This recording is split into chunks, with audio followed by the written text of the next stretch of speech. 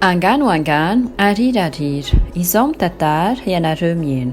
Conte, légende, je raconte, vous écoutez. La rencontre de Ikuthfets et Imaaka. Un jour, Ikuthfets et Imaaka se rencontrèrent en allant au marché. Ikuthfets avait un panier et Imaaka une bêche. « Qu'est-ce que tu as dans ton panier ?» demande Imaaka.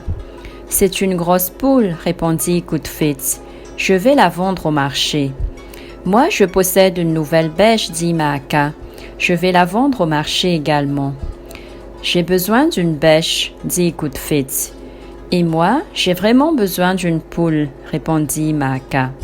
« Eh bien, » dit Ikuthfets, « troquons ma poule contre ta bêche. » L'échange se fit et les deux marchands retournèrent chacun chez soi. Ikuthfets se dirigeant vers le sud et Imaaka vers le nord.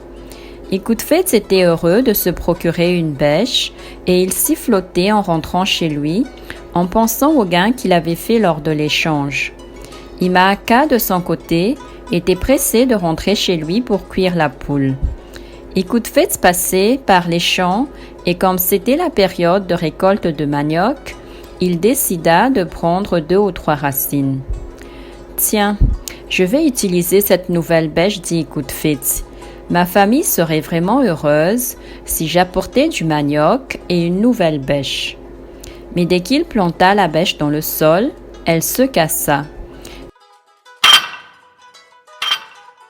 Il s'est alors rendu compte que la bêche était en argile.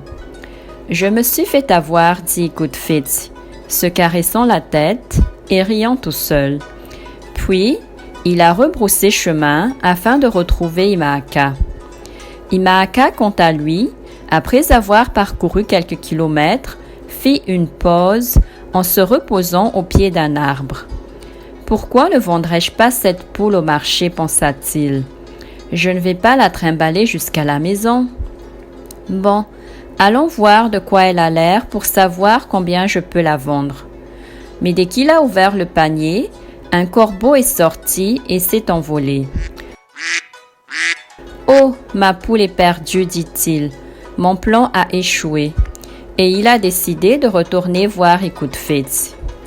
Lorsque les deux compères se sont retrouvés, ils se mirent à rire de leur tromperie et décidèrent de rester amis.